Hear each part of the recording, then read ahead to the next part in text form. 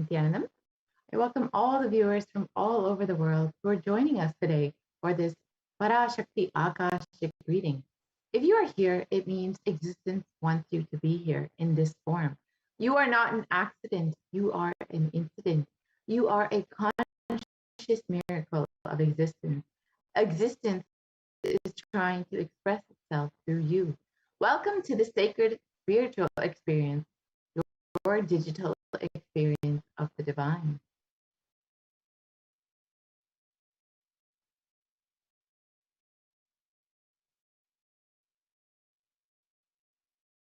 This may be what you think as your first time in the presence of a divine cosmic being, but this is not the first time this energy has graced the planet Earth. If you are watching this now, it is not a coincidence. This is a cosmic intervention. So, how is this possible? How has this worked before? Experience these answers through the powerful cognitions as referenced from the ancient texts of Hinduism, revived by the supreme concept of Hinduism. Let us understand who is Parashakti, the divine cosmic mother.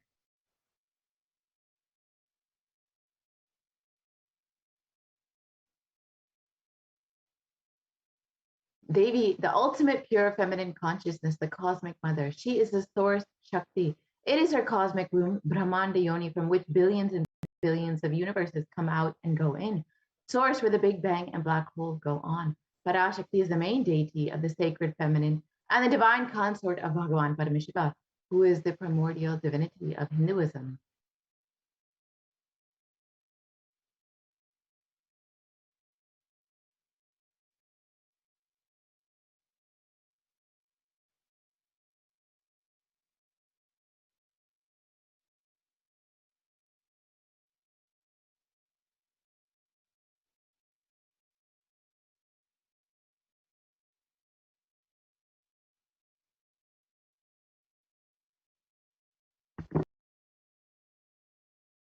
To understand what Swamiji has said about the cosmic mother. First and foremost, relationship is mother. Ability to learn, even idea to relate starts with mother. How to relate starts with the mother. Understand your idea to relate. Your ability to relate starts with mother. Mother is two important ways to connect with what you think as life. In the Vedic tradition, our rishis were aware your ability to connect with the mother should be directed towards the cosmos. It should inspire, it should awaken your higher consciousness. It should inspire your higher consciousness to express through you. It should awaken your higher consciousness. Connecting with life as mother is the most sweetest, most beautiful, most easiest form to ever connect.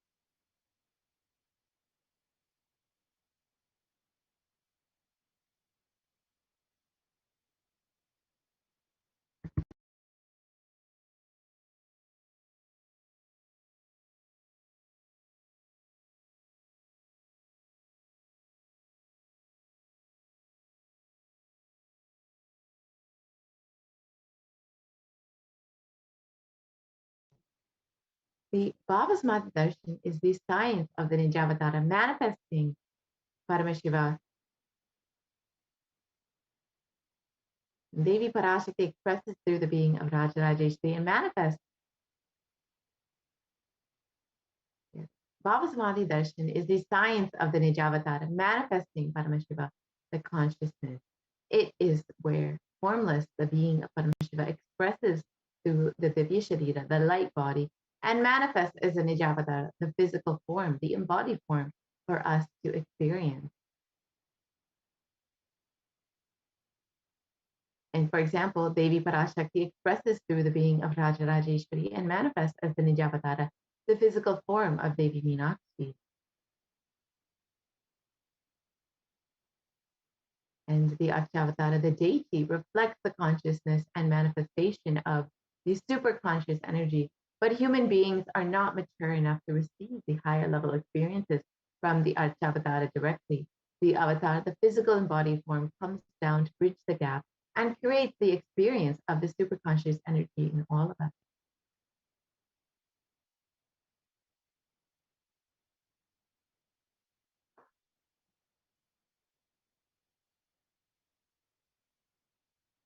The Bhava Samadhi Darshan awakens your Kundalini Shakti, which is the latent potential energy in every human being. This influx of superconscious energy visibly slows down the aging process and improves immunity to disease. During the Bhava Samadhi Darshan, our neurons mirror that of the avatar. The mirror neurons activate and process all the observed movements or information of the avatar just by seeing. That is, the entire body can silently and without movement imitate the avatars. So the Akashic readings are not predictions, they are readings from the cosmic archive. Beyond space, creation and destruction happen simultaneously. And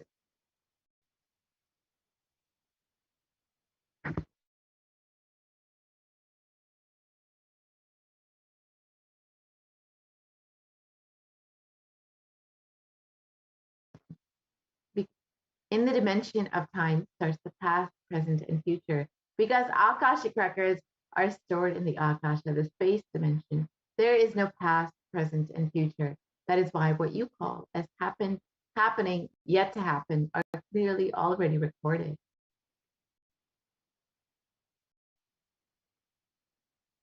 So let us understand who is the supreme pontiff of Hinduism.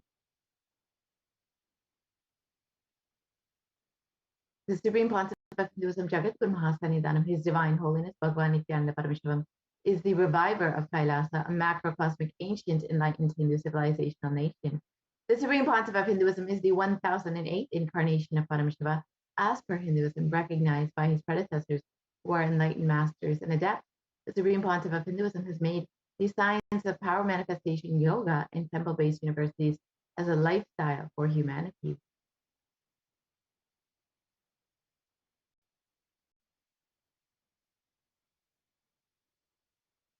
The Supreme Pontiff of Hinduism is ordained as the 233rd Guru Mahasannidhanam of the Kanchi Kailasa Satyapidam, is the incumbent emperor of the Suryavamshi Sarangi Samrajyam, is the present 293rd Jagat Guru Mahasannidhanam of the Kailasa the Shamala Pita Sarvatyapidam, and is the present Mahamandaleshwar of the Mahanirvani Akhada, the largest apex monastic order. The Supreme Pontiff of Hinduism is the 1008th Acharya Mahamandaleshwar of the Atalakada, is the present 23rd Guru Mahasannidhanam of the Dharma Mukti Swargapura Adinam, and has been elected as the Supreme Pontiff of Hinduism by a congregation of over 1,000 Hindu pontiffs.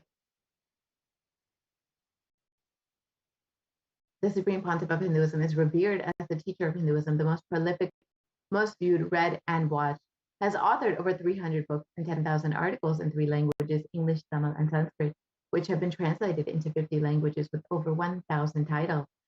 And the Supreme Pontiff of Hinduism has over 20 million copies of books and articles sold, read, and downloaded, and has delivered over 10,000 hours of discourses, and has enriched 1 billion lives digitally, and is respected as the commentator of all sacred scriptures, including the Upanishads, Bhagavad Gita, Shiva Sutras, Brahma Sutras, Yoga Sutras, Ashtavakra Gita, Jain Sutras, and many more.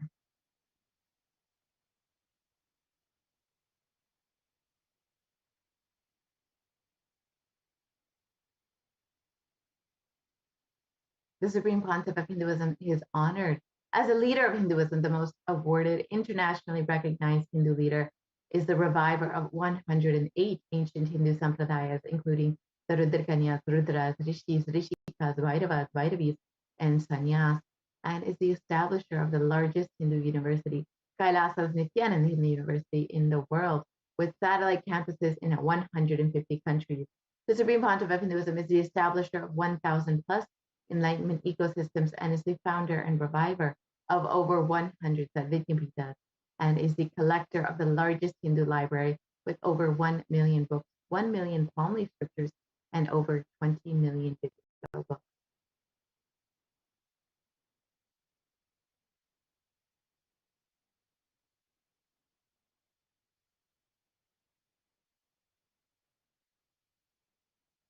And with this, we'll be concluding this portion of the program and we'll be entering into the next segment where we will be able to witness the extraordinary powers, the extraordinary Shaktis of Paramashiva demonstrated by the Nithyananda Guru Gopalasan and initiated disciples of the Supreme Pontiff of Hinduism.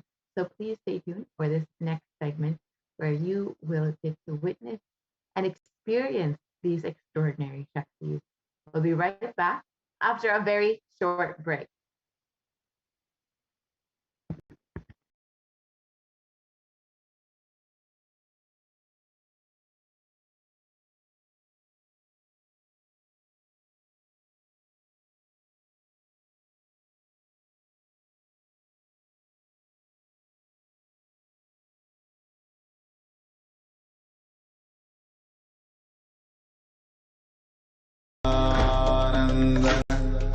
Paramashivoham. Om Nithyananda Paramashivoham. Om Nithyananda Paramashivoham. Om Nithyananda Paramashivoham. Nithyananda Paramashivoham. Om Nithyananda Paramashivoham.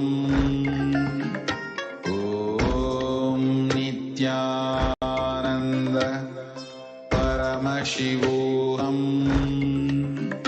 Om Nithyananda Paramashivoham.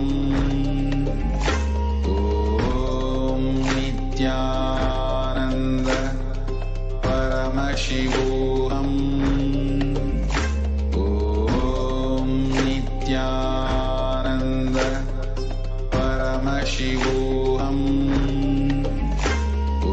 Om Nithyananda Paramashivoham. Om Nithyananda Paramashivoham. Om Nithyananda Paramashivoham. Om Nithyananda Paramashivoham. Om Nithyananda Paramashivoham. Om Nithyananda Paramashivoham. Om Nithyananda Paramashivoham.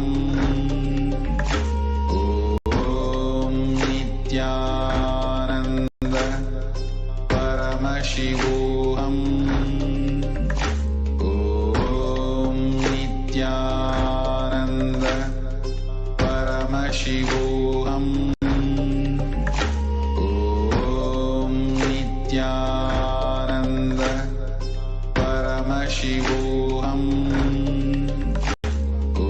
Om Nithyananda Paramashivoham.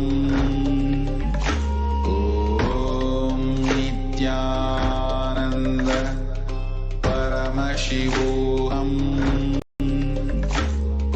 Om Nithyananda Paramashivoham.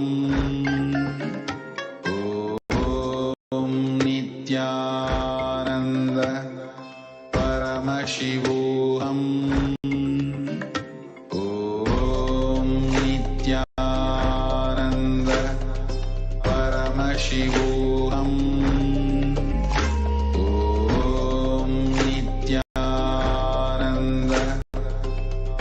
Paramashivoham. Om Nithyananda Paramashivoham. Om Nithyananda Paramashivoham.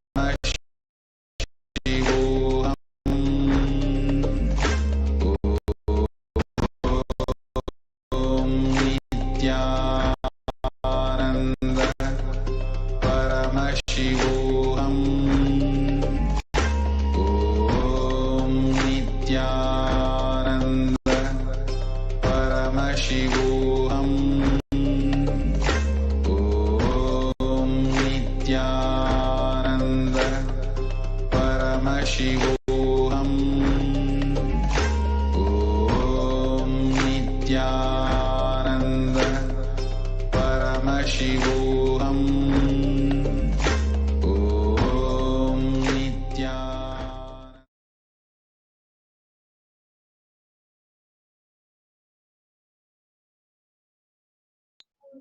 Yes, let us now start and move on to the next segment, the demonstration of the extraordinary Shaktis of Paramashiva. Today, all of you are going to be witnessing the live demonstration of the extraordinary powers, the extraordinary Shaktis of Paramashiva being manifested right in front of your eyes. And the first power, which all of you are going to be witnessing, is the power of third eye, which is one being able to awaken the ability to see through the third eye, which is the cosmic browsing center, which is located between the brows.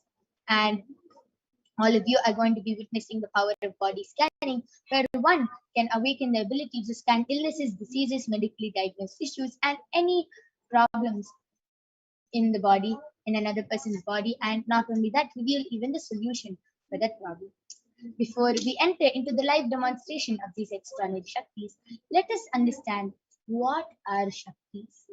In the Vedas, the source scriptures of Hinduism, Paramashiva reveals in elaborate detail that every human being is hardwired to be able to manifest these 463 plus extraordinary Shaktis. Paramashiva beautifully says that every human being can manifest this power just with the cognition that you are the divine and that you need to manifest the divine, not with the cognition that you are a man and that you need to reach the divine. And let us learn about the fundamental difference between Shaktis and Siddhis. Shaktis are the powers which manifest from deep feeling connection and integrity with the divine and with high integrity with the Guru. Shaktis are the source of enlightenment.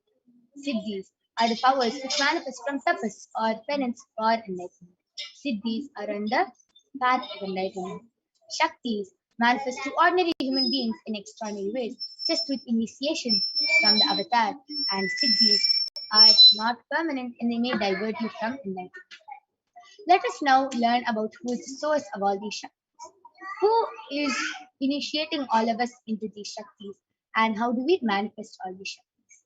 Paramashiva is the primordial divinity in Hinduism, the ultimate reality and cause which is self-effulgent, Swayam Prakasha, all pervading, unchanging beyond time, space, form, and causality. And as the fundamental base of Avyakta, the unmanifest, and Vyakta, the manifest existence, he performs the Panchakritya, or the five cosmic acts of Srishti, Sthiti, Samhara, Prabhava, and Anugraha. Creation, maintenance, rejuvenation, pulling out of delusion, and liberation. And Paramashiva himself has come down in the form of the Supreme Pontiff of Hinduism, Jagat Guru Mahasanidhanam, His Divine Holiness Bhagavan Nithyananda Paramashivam, as 1008th living incarnation and representation of Paramashiva, and the reviver of Kailasa, the ancient enlightened Hindu civilization nation, which is the great cosmic borderless Hindu nation. And ever since the beginning of the civilization, the Sanatana Hindu Dharma has been the cradle of enlightened beings and highly advanced science. And it was where the science of enlightenment and powers, Shaktis, was lived and taught as a lifestyle. And for the first time in modern day, the Supreme Pontiff of Hinduism is reviving these yogic sciences and transmitting it to the world at a record-breaking speed, which was never accomplished before. And let us, all of you now might be wondering, how do we awaken these divine Shaktis? And all these Shaktis we manifest all these Shaktis from the power of Diksha. As all of you see, even the Supreme Pontiff of Hinduism, even our beloved Swamiji, was recognized as an avatar at a very young age and was given the Diksha by all these enlightened gurus. You can see so many of the enlightened gurus like Yogi Raj Yogananda Puri, Mata Vibhudananda Puri, Pundi Swamigal, Saki Swamigal, Annamalai Swamigal, all these gurus who have initiated Swamiji, who has given the Diksha to Swamiji and have trained and taught Swamiji to revive these sciences and revive these initiation and knowledge repositories for billions to manifest the science of power manifestation from the disciplines of Vedanta, Tantra, Sri Vidya, Yoga, Yogic powers, Mantra Shastra, the Siddha Vidya, the science of Aushadha, Advaita, Bhakti Yoga, Paramashiva Jnana, and Paramashiva Vijnana. So let us now learn about the science of initiation. And just with the initiation, when every ultimate truth, jnana, gets mapped into our consciousness, prajna, we start manifesting powers and a possibility. It becomes a possibility for every being. Diksha. So let us now watch a small video which beautifully explains about Diksha, science of enlightenment, and the science of initiation.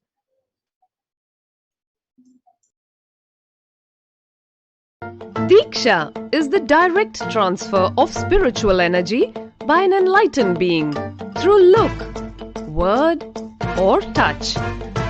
The traditional Vedic book Navaratneshwara states, Sarvasamapi Dikshanam Muktihi Phalamakhanditam Avirodhat Bhavantyeva Prasangyastu Bhuktayaha. The main benefit of all initiations is moksha, enlightenment.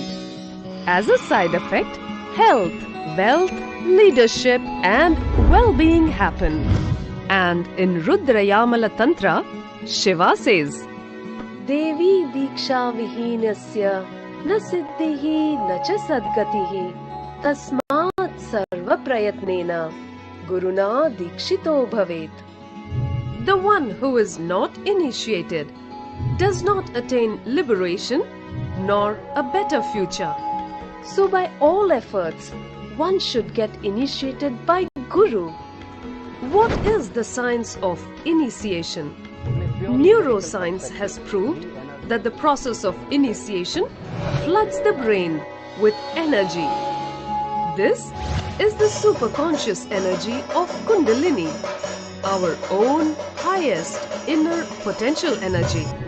As the Kundalini flows from the thalamus to the cortex, it sets up a powerful energy loop within the brain, which awakens the latent non-mechanical parts which we have never used before.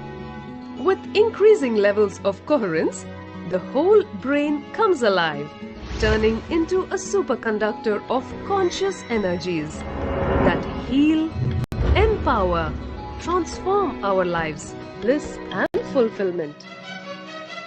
Initiation creates high awareness, visualization, creativity. It also slows the aging process and improves the immune system. Kundalini awakening, healing experience, levitation, teleportation, materialization. Experience the power of initiation through a range of exclusive programs conducted at the ashram. Nithyananda Dhyanapeetham, Nithyananda Nagar.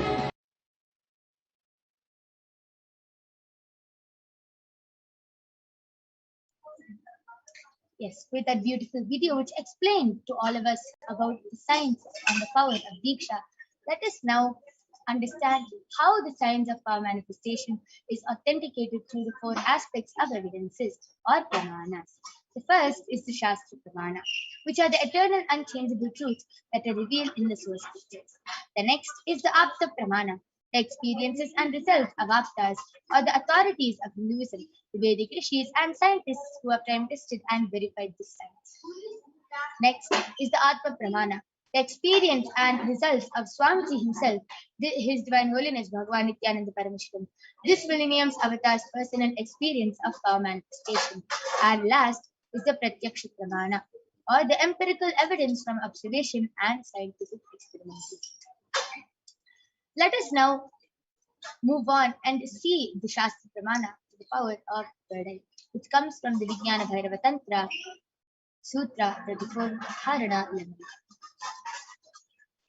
कपालान्तर्मनोन्यसा तिष्ठन्मीलितलोचनः क्रमेण मनसोदार्ढ्यात् लक्ष्ये लक्ष्यमुत्तमम्. The translation goes, by fixing the mind on the inner space within the ground center and sitting stably without any movement, having the eyes closed in succession, by that stability of the mind and inner space, through the power of the third eye, one directly sees the ultimate goal Lakshyam by having the vision beyond the sight that reveals any object or place, attaining the space of oneness with the source Paramashiva. Next is the Apta Pramana, which is from the life of Bhagavan Sri Krishna, where he initiates Arjuna in the power of third.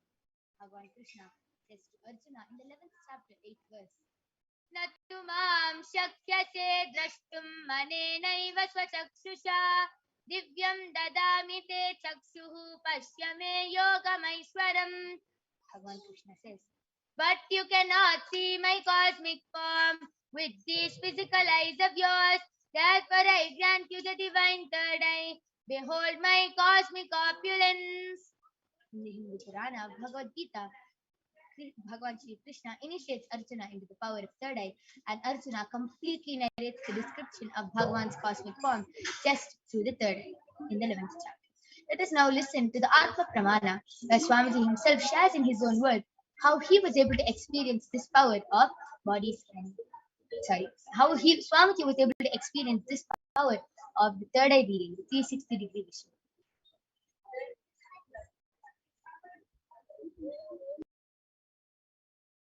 Inside and outside broke. The first experience is that I was able to see everything around me, above me, the whole 360-degree, 10 direction, below me, everything.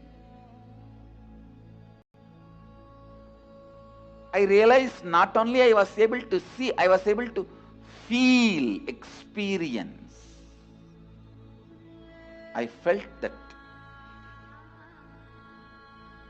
the skin of the stone on rock on which I was sitting and the skin of this body both carry me equally. In both I exist equally. The setting sun, rising moon,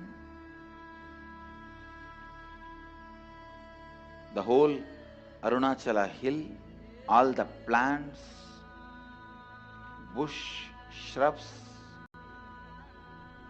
trees, everything, everything, everything.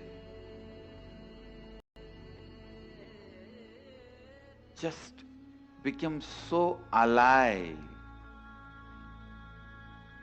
The idea, something is inside,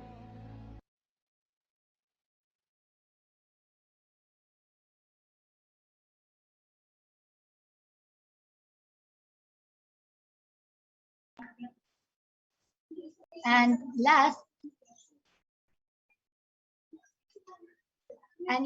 is the Pratyaksha Pramana, the empirical evidence from observation and scientific experimentation. Study measures compare the metabolic cell activity of the brain in the conscious and meditative state of the third eye using the positron emission tomography.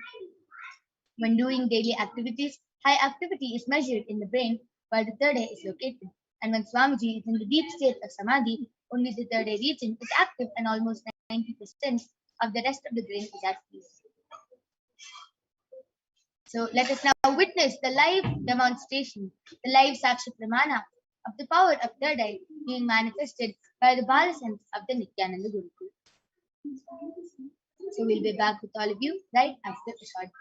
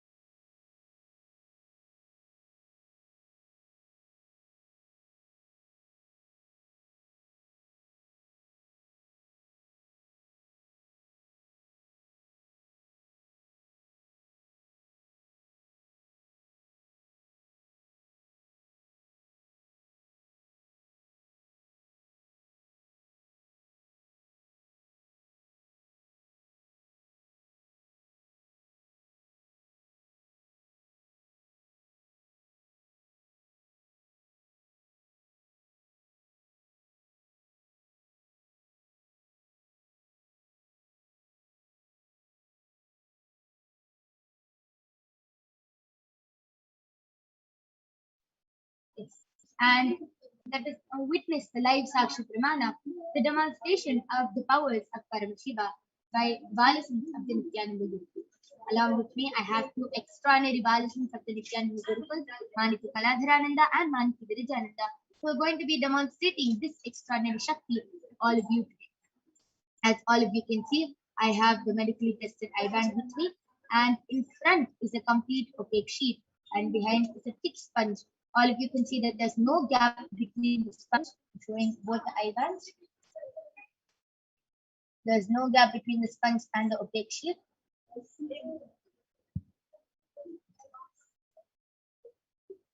And there is no possible way of light entering in both these eye-bands. These two eye-bands are medically and scientifically proved and experimented and certified that even with the eyes open in this eye-band, you cannot see anything as there will be no light entering in these eye-bands. So these are the eye-bands I'll be placing. All of you can see there's nothing inside the eye-band. There's nothing inside. And I'm going to be now placing the eye-bands on both these balances. So I'm unstrapping the eye-band in front of all of you and placing it on my eyes.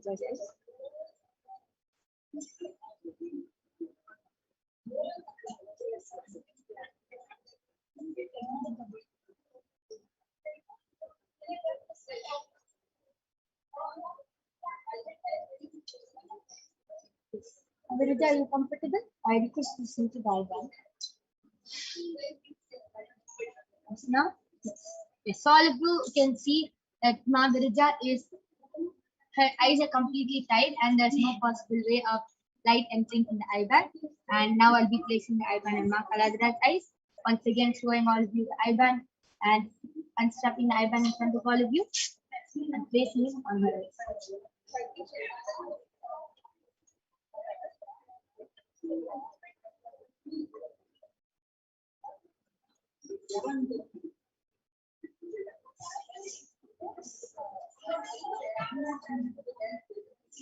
Kaladhara, are you comfortable? Yes. Yes. So all of you can see that both of the balasins are comfortable. I request both of you to turn to your right, left, up. All of you can see there's no gap between the eye bands and the eyes, and down.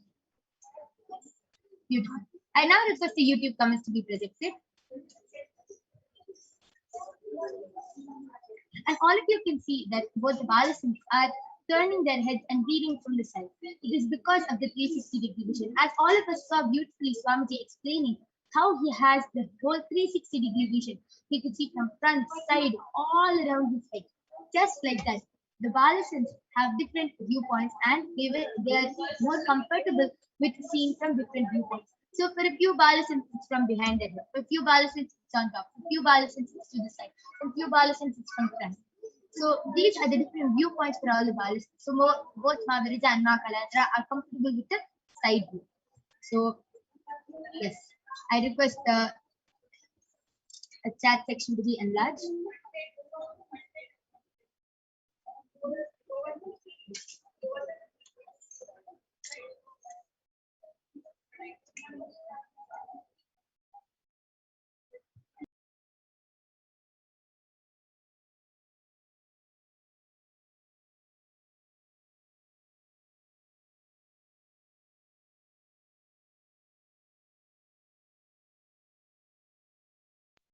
Yes. Both of you can go ahead. Yes. The latest comment is from Mahajarendra Nityananda and expressions of me. I am Nithyanandam. I am sorry. I have not been around to support you these past days or receive your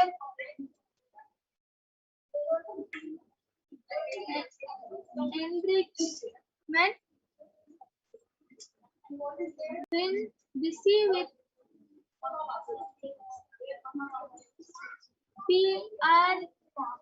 PRAOTICAL things, practical things.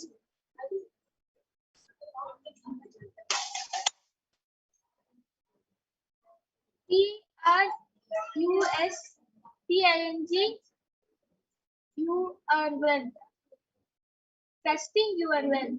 With a purple heart and a pink heart with a tag. And again, she has posted a purple heart. Amazing. All of you saw how Kaladra was beautifully able to read this whole sentence fluently just with her third eye, just as she would with both her eyes open. Margarita, you can also go ahead. Yes, so before that, Payotra Vakshta is post Nityanam and Namaskar Yogi. And before the awakened goddess, a person with this account, has posted 6 heart emojis. Beautiful. That was also fluent. Yes. And Mahajalan Nithyananda has posted excellent Ma Kaladra with an exclamatory mark and yeah, with 3 exclamation marks. Amazing. That was also so amazing how she was able to read just with her eyes closed, just as she would with her eyes open. I request all of you, anyone who if you feel that this power is not true, if this power is possible, if it's not possible, if you are skeptical about this, you yourself can go ahead and you can throw all kinds of challenges at these 2 balasins. You can post any random number of emojis, medical terms, scientific terms, anything you want.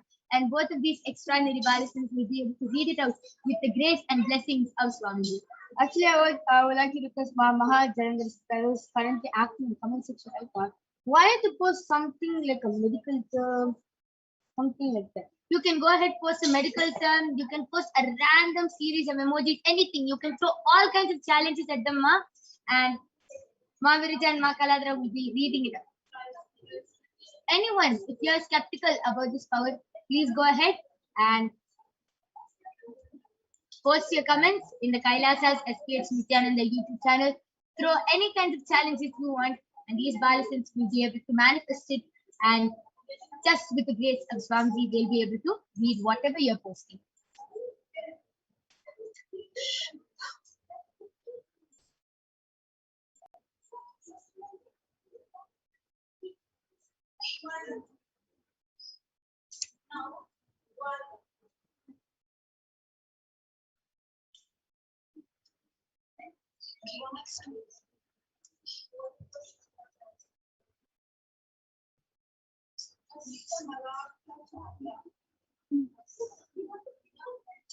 Okay. So that was a beautiful demonstration of the power of third eye. Now I'm going to be removing the eye band of Ma Kaladra and Margarita. All of you can see that Maha Jarendra Siddhanta has just posted. She's actually written how to say tongue twister. Seashells on the seashells. Amazing, beautiful. As all of you saw, Margarita read that with her IBAN on, and I just removed Ma Kaladra's IBAN. All of you can see that it is completely intact and there's no change. And now I'm removing Margarita's IBAN.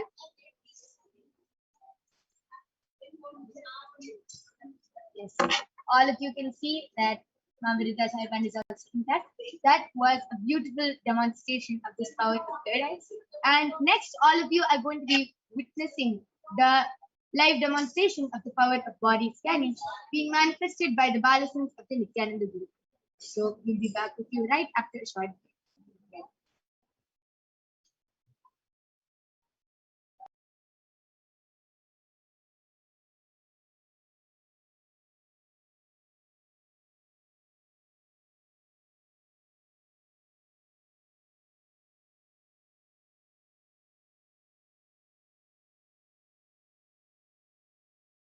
Yes. So let us now see the Shastra Pramana for the power of body scanning, which comes from the Vijnana Bhairava Tantra.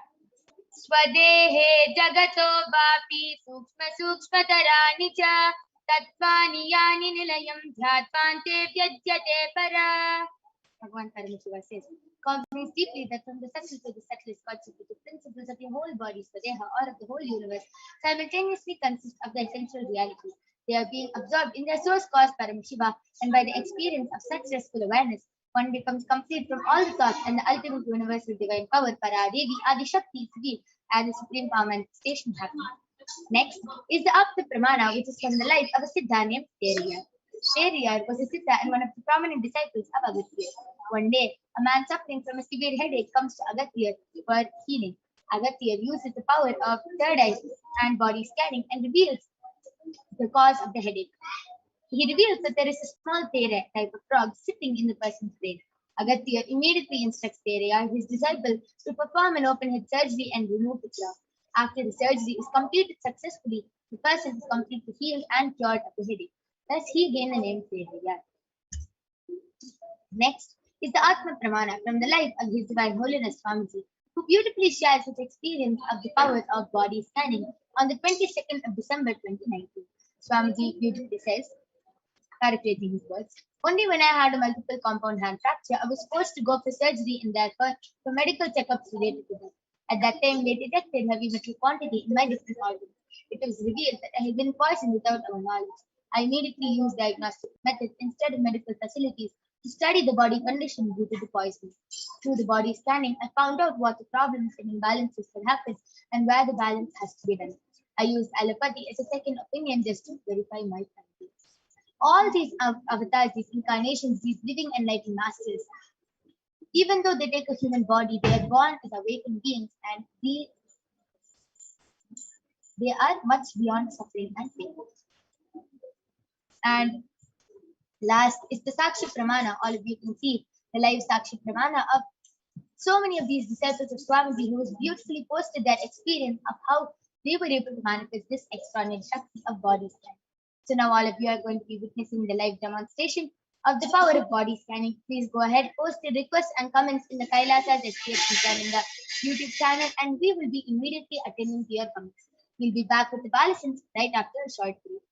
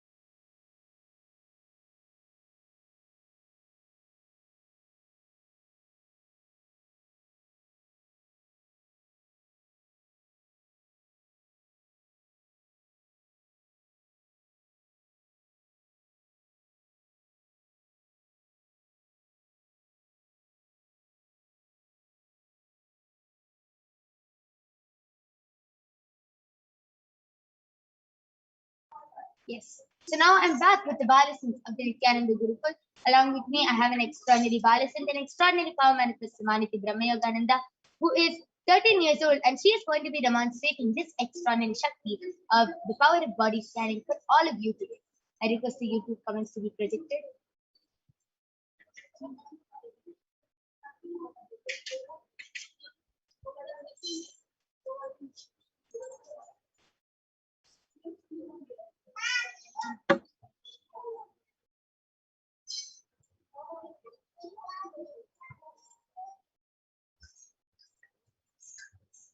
Okay. So Balakrishnan Aya has posted a request for a body scanning. Surely Aya will be doing the body scanning for you. Esma Brahmayoga, you can go ahead and do the body scanning for Balakrishnan Aya.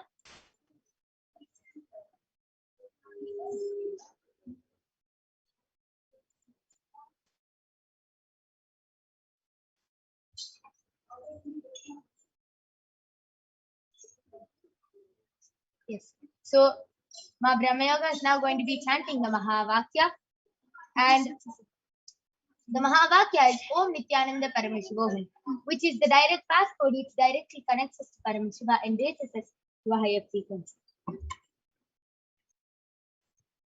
Om Nithyananda Paramashivoham. Om Nithyananda Paramashivoham.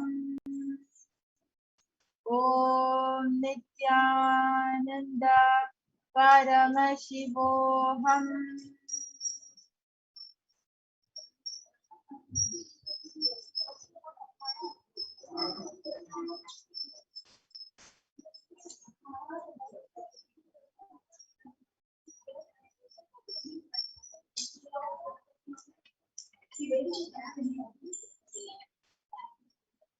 Yes, Ma Mahajananda Sitananda has requested for a body scanning to specifically see what specific foods are best for her body. Yes, Ma, I did the body scanning. Paramashiva revealed that specifically you should not take more dairy products as it is creating a lot of mucus, especially curd, milk, and all this. It's creating a lot of mucus, kapha, in your body, and it is not at all good for your body. It's actually blocking your third eye, which is it's blocking your third eye and creating a lot of toxins. So Paramashiva revealed to do the Rama Nirahara Sunima. Just live on fruits and vegetables. Just on fruits and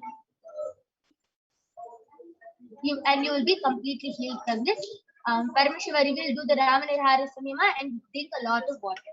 This is the solution with Paramashiva revealed. Now Brahma Yoga, you're ready, you can go ahead. Decided the body scanning to Bali Krishnaya, and Parameshwar revealed to me that you're having too much of mucus in your body and your kidneys are starting to fail. So what you should do is immediately go on Nirahara Samyama, and even though you're in the Nirahara Samyama, avoid dairy products and have as much of fruit juices and water as you can, and start taking 2 spoons of Harikati every night. If you follow this, the mucus in the body will reduce, and all the side effects of it, the sinus you're getting, the difficulty in breathing, and the weight which you're gaining, everything, all the side effects which you're facing will immediately heal, and also your kidneys will stop, like they'll become more strong, and your whole immune system will become strong. Just follow Nirahara Samyama and drink a lot of fruit juices and a lot of water. Yes. Dolly Reddy has requested for a body scanning. Yes, I did the body scanning. Yes, I did the body scanning for you. Paramashiva reveals just 2 things, that it is a lot of vata, which is gas. There's a lot of vata in your body. So Paramashiva revealed to start doing enema and start relieving yourself from all this vata and gas in your body, which is causing knee pain and which is making you not feel well. One more thing Paramashiva revealed is everything you eat should be cooked from home. You should start cooking at home, and every morning you should drink the neem juice. These are the few solutions which Paramashiva revealed, and you will be completely healed. And now Mahajalendra Sitananda has gotten back telling, okay, Ma, thank you. No kapha producing food. Got it. I don't have dairy, Ma. I'm vegan, but I've been considering organic, cruelty-free ghee and butter. Paramashiva revealed to just stop dairy products for now and go on the Rama Nirahara Samyama with a lot of water, with a lot of liquids. Dolly Reddy has requested for body scanning for Dana surgery and lung infection, feeling weak, got permission. Yes, Ma, we will gladly be doing the body scanning for you, but now during the interest of time, we have to conclude the body scanning. And just before that, Ma Brahma Yoga, you could quickly go ahead and do the body scanning for Dana surgery.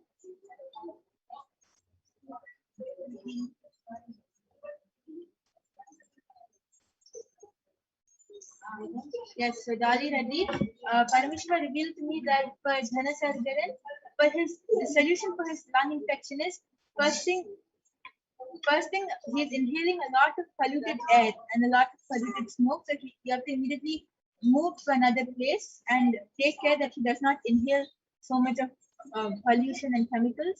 And also the solution which Parameshwar revealed is he should start doing steaming with mint and turmeric mixed in the water. He should do steaming twice a day, and that will really help him for his lung infection, and he'll completely heal from it in 2 weeks. Yes, and one more thing which Paramashiva revealed to me was, Ma, that he is eating a lot of junk food like French fries and all that. He has to start eating food which is cooked at home and a lot of spinach. These are the few things which will really help him. Yes, and with this, we thank all of you for joining us. Any of you guys who have requested for a body scanning and not been able to get the body scanning, or you want to call your family members and friends, you can definitely come back and join us tomorrow at 2 a.m. IST and 4 p.m. IST. You can get the body scanning done by the Balasans of the Nithyananda Guru. And with this, we thank all of you for joining us in this power manifestation session. Please stay tuned for the upcoming segments. Thank you, Nithyananda.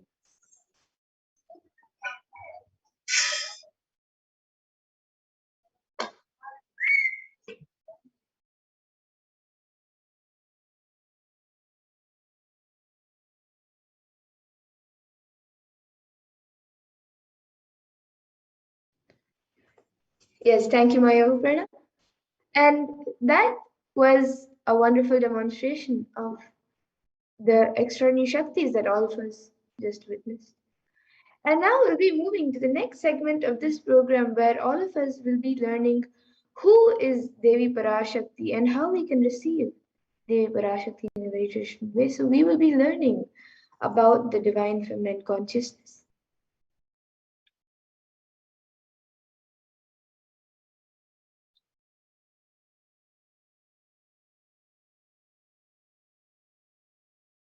So we'll be first looking at the Dhyana Shloka of Devi Parashakti, which comes from the Lalita Sahasranama Dhyana Shloka.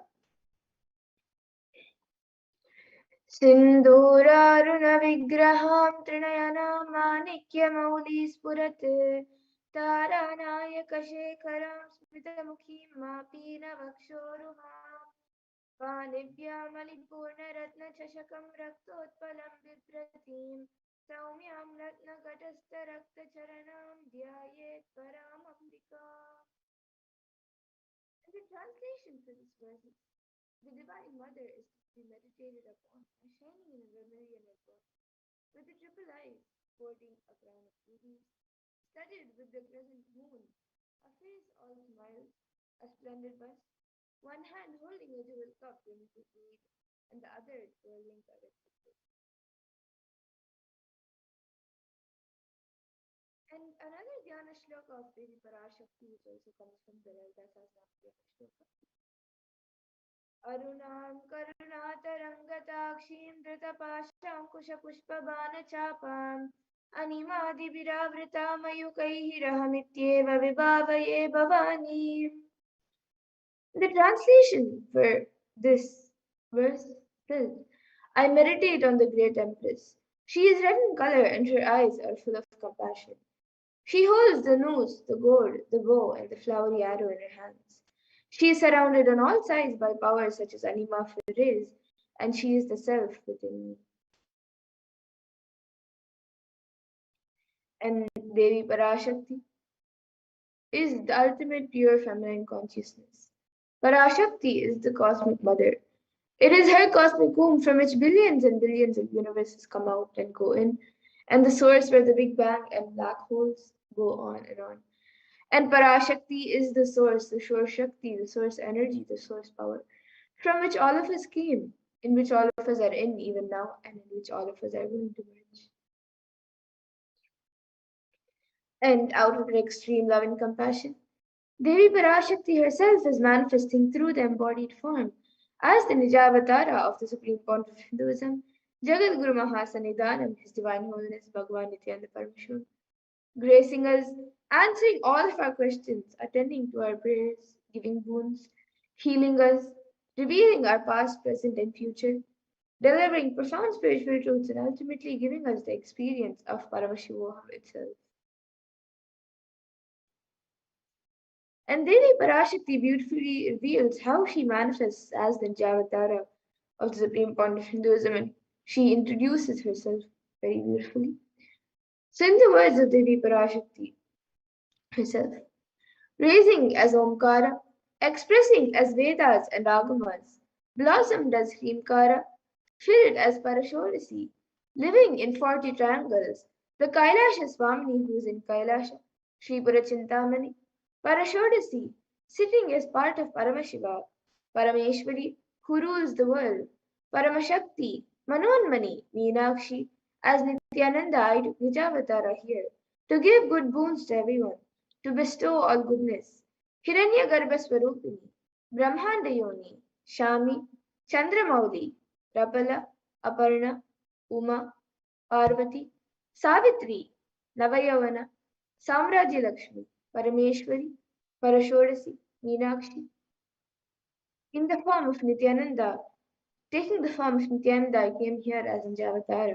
With great compassion and blessing, listen, people, to do good to all of you, I took the form of Nityananda and came down as a Javatara.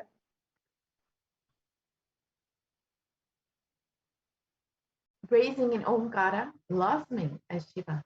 Shiva manifesting as source of existence, powers of existence, expression of existence from the oneness of Om, blossoming as two into Prakriti and Purusha, blossoming as the three Shaktis, Icha, Kriya, Jnana, growing as the four Vedas, expanding as the five Panchabhutas, beyond the six chakras, filled as the Gotras of the seven Rishis, expanding as the eight directions, existing as the nine grahas, blossoming as the 10 indriyas, being as the 11 rudras, creating all the world, bringing to life, to tell and make truth blossom and to do good. Parashakti, Meenakshi, in the form of Nityananda, I came to bless every one of you. And now let's see how we can receive Devi Parashakti. So literally we're seeing Paramashiva and Parashakti at that moment. She is there on your screen. So always receive her in a very traditional way. You can keep 2 beet leaves, 1 banana, 1 betel nut, and a coin in front of the screen as you watch Devi Parashakti. And for those of you who might be wondering what exactly a coin is considered as, what is its importance, why is it kept as part of the items for receiving Devi Parashakti? So literally, so actually in the Hindu tradition, a coin is considered the traditional dakshina. It is given as a traditional offering to the gods in temples, or it is even given to people during rituals or when they come to your homes. It can be the lowest value. In India, it can even be just 1 paisa, and in the US, it can even be just a cent. Swamiji says, I'm not trying to monetize, keep even 1 cent, it is okay. So for 100 days, if you have darshan, it will add up to $1. In India, even 1 paisa is okay.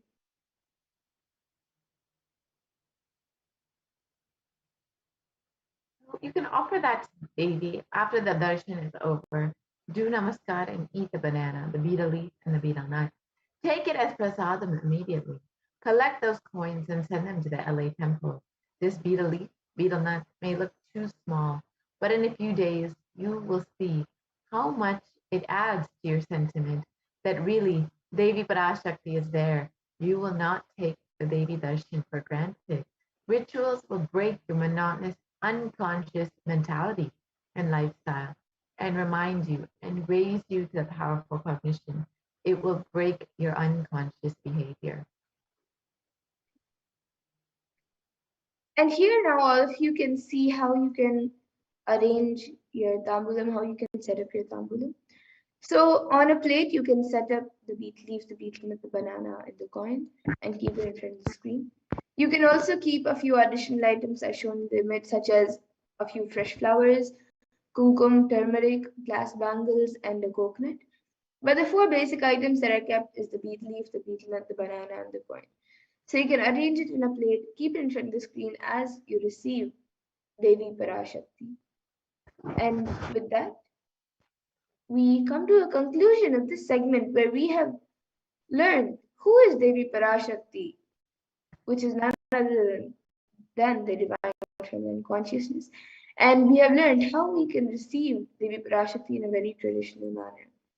So the next time when you are setting up to receive Devi Parashakti, you can also set up the tambulam to receive it. And with that, we'll now be moving to the next segment of this program where we will all be learning what exactly Devi Parashakti has revealed in the Akashic readings for all of us, for humanity, and how important it is for us to understand and follow what Devi Parashakti has revealed.